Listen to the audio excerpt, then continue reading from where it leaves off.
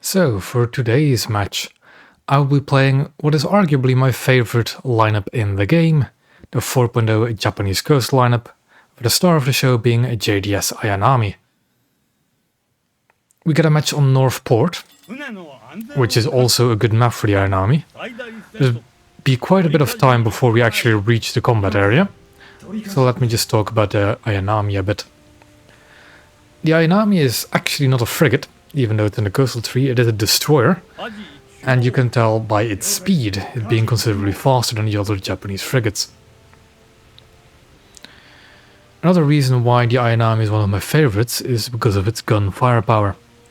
It has 6 3-inch guns, which don't overheat too quickly, have decent ammo capacity, and are on the slower end of rate of fire when it comes to automatic guns. But the thing about Ayanami having 6 guns is that I can just ignore the overheat counter. As long as I hold down mouse 1, at least one of the guns will keep firing, unless the turrets get taken out. I'm also currently in this match playing with a squad. 2 of my friends had also tagged along in frigates, because why not? This was also the first match of the day, or the first match I at least played for the star. And it'll be quite a good one, I promise you that.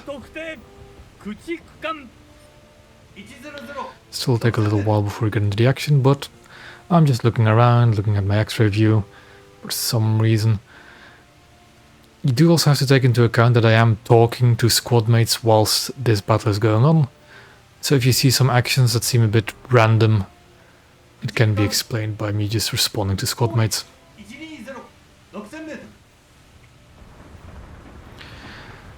I also chose to go this route into Bravo and not fight up north at Charlie, because Ayanami does best in close range engagements. And Charlie can be quite close range, but I wasn't sure of the matchmaking, I wasn't sure what kind of opponents we would face, so I stayed away from Charlie and let the actual destroyers go over there. So I'm just sneaking my way up to Bravo, keeping an eye out for coastal vessels. Shells whizzing over me, being a sign of an SKR in the area. And there we go, in the kill feed there is an SKR. Dangerous frigate, but I will show you what you do to SKRs when you're sailing in Ayanami. But first, let's actually reach the combat area.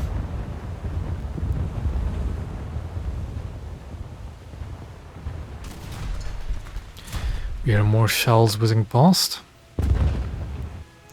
And we're about to start seeing our first enemies. I'm taking another look around for coastal vessels, because you do have to be careful of that, since Ayanami and many other Japanese frigates don't actually have secondary guns. Well, actually it's just Ayanami and Isuzu now that I think of it. But still. I need to keep a good eye out, and there we have a turret. Nothing else to shoot at, so I'll just take a few pot shots at it. Oh, I should have also warned you, the gun sounds will be quite loud on Ayanami, but it shouldn't overpower my voice too much, I hope. Now, our first SKR victim. And we should be... there we go. 2 salvos, and we detonated our first SKR. Ayanami, in my experience, is the perfect counter to SKRs, especially at close range. With a large volume of fire and then being AP shells as well, being quite easy to deal with their ammo racks. We follow this buzzard in and we have the second SKR. One thing I do try and do is I try and go for the ammo racks. But when fighting SKRs you do not want the tunnel vision on the ammo racks. Definitely spread out your fire so you actually damage them. So now I'm just spreading the fire over the crew compartments, over the engines. Trying to sneak in an ammo rack before it gets into cover, but I don't quite hit it. Enemy leopard ahead, but it's going bow in, so I just destroy its front turret and ignore it. SKR still within gun battery range of the frontal guns. I see it launching torpedoes, so keep it in the back of my mind. Keep firing at the SKR and sink it by crew loss. We turn hard left to avoid the SKR's torpedoes and re-engage the leopard. I see a smoke screen off to my right and think, oh, PT boat perhaps? And then I see a PT boat kill in the kill feed, so I'm no longer too worried. And now we just lay into the Leopard. There are the torpedoes of the SKR, so they don't pass me, I'm safe.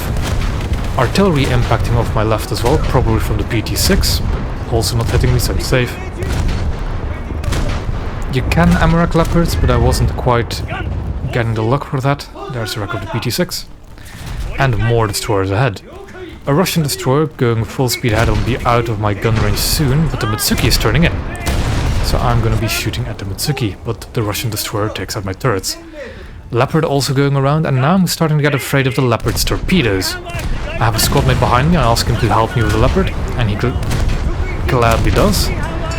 But I underestimated how fast I could shred the engines of the Leopard in the Iron Army.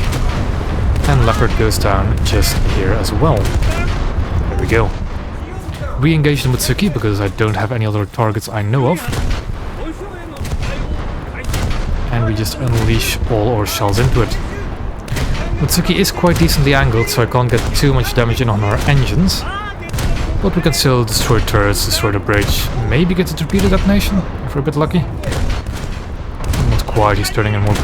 Then the Russian destroyer out of nowhere comes speeding out of the corner. And here I'm asking my squad mates, where can you detonate this Russian destroyer and where do you do it? They say below the front turrets. I aim for it, and shortly after, right around here I think, there goes a ready rack, and there goes the full magazine. Moskva Delkov. I see 20 mil gunfire. Don't quite know what it is, but it shouldn't damage me too much, so I'm not too worried.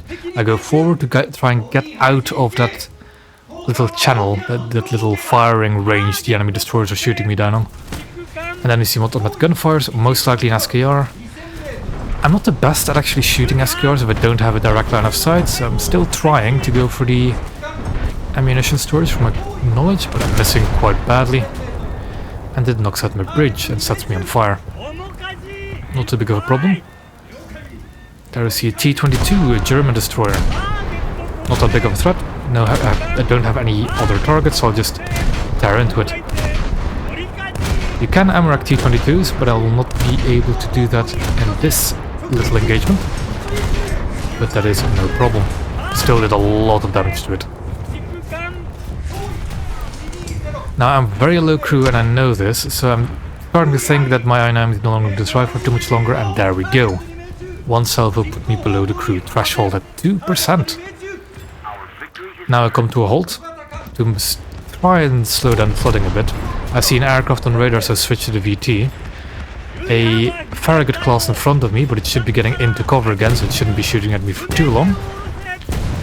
Bit scary there at 2%, and then I lose my crew to a Douglas that managed to get on my flank. Good on him. Quite a hectic engagement, but that is just how I like it in Iron Army. I do have backups. I now spawned it up north, because I see that our team is struggling a little bit around Charlie, so I want to reinforce that sector. We see a Grotza on the capture point, or close to the capture point. Another frigate. We'll just tear into it and help out our squad mate here.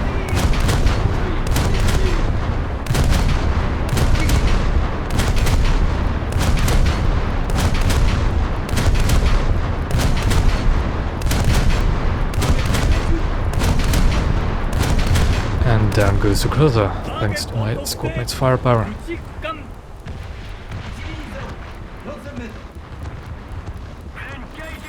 There we see the Farragut we saw earlier, and he is well within range of my guns, so we'll just lay into him with 76s.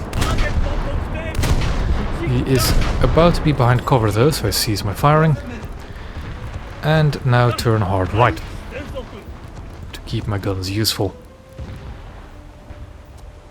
Farragut is still steaming full speed ahead and is going to come around that corner, and it'll eat my broadside all day long. Going from 84% crew to shortly down below 50, and even further below that.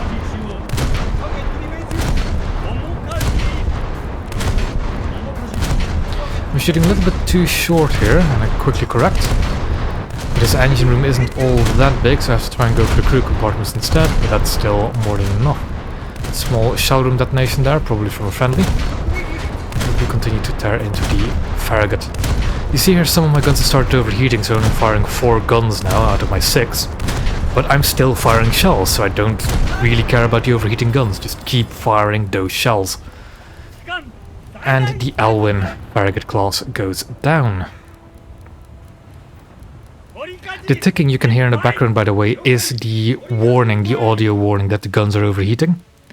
Not quite sure if many of you know about that, but that is the warning for overheating guns. If you can hear that clicking sound at least. And now we just move towards Charlie. Or at least that is the plan. We see a threat on radar.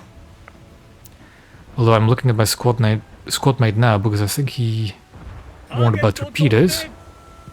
There's the air threat. He's quite far out, still 7.5 kilometers, so not quite within radar range. The lock-on range, by the way, on the Japanese frigates is 5 kilometers.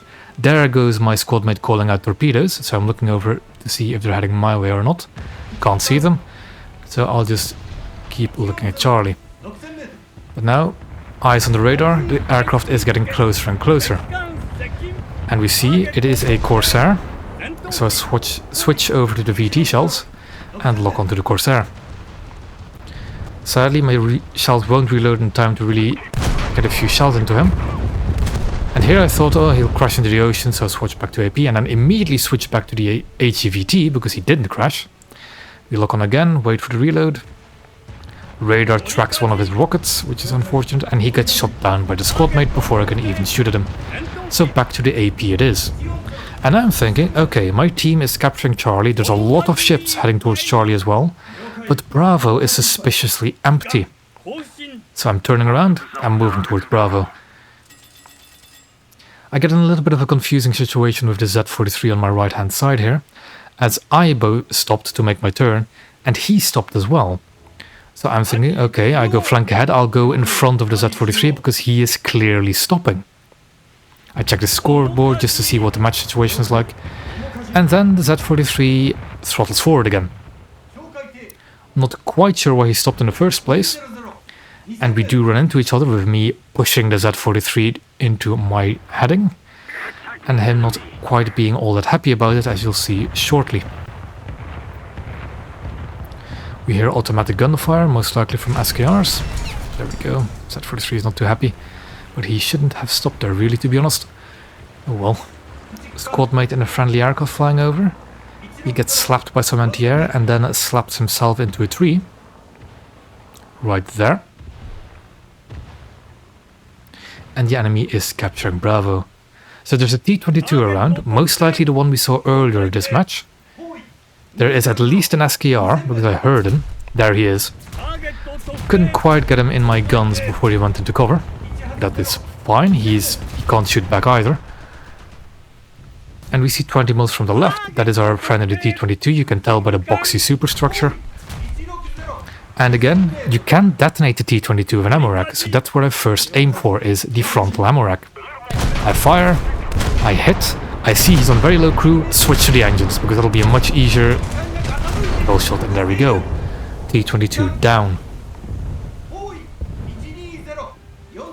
Still looking around to see if anybody was following him. Looking out for the SKR, and there we go, Mutsuki was indeed following him, kind of. Go for the ammo rack again on the Mutsuki, as we've seen earlier. And there is somebody on the enemy team that has recognized me. Liberate. He's also part of my Discord server. And we ran into him quite a few times later this night. And sadly, he's that guy in the SKR. And he took out all my turrets, good for him, but it's just a 12-second repair and he can't do anything else to me. And he doesn't have the rockets either. So I repair the turrets, I fire near his ammo rack, and here he goes. Yep, pop goes the SKR. He was grinding his star, we found out later tonight. And we kept running into him, and the Ayanami is a really good counter to the SKR, especially at ranges like this. Here we have a Frunze with massive engine room, so pretty easy to just shred apart with these 76s. A few more salvos into the transmission maybe. Rear turret, there we go. Was a bot, but still, a kill is a kill.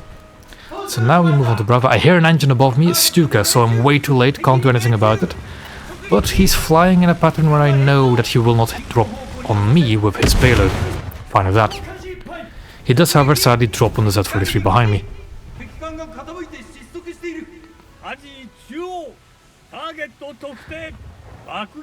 But now, no more threats.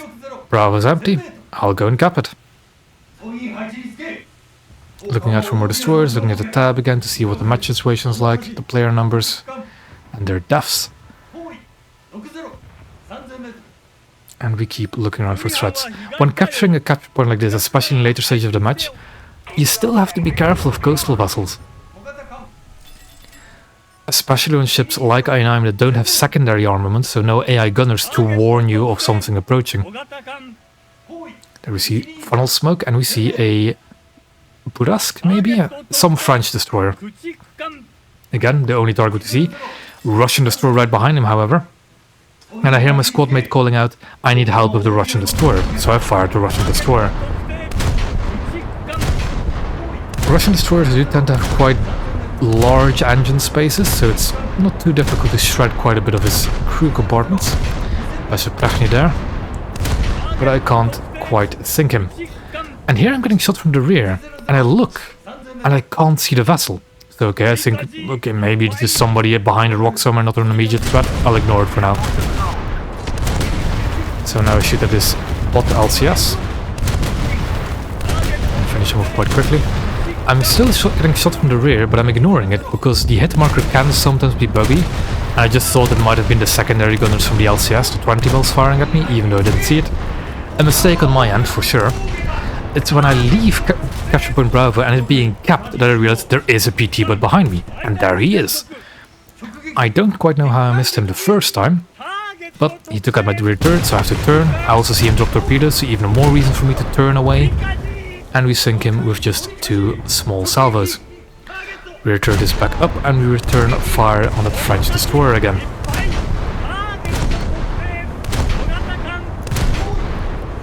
Keep on turning just to make sure we dodge the torpedoes, and I check.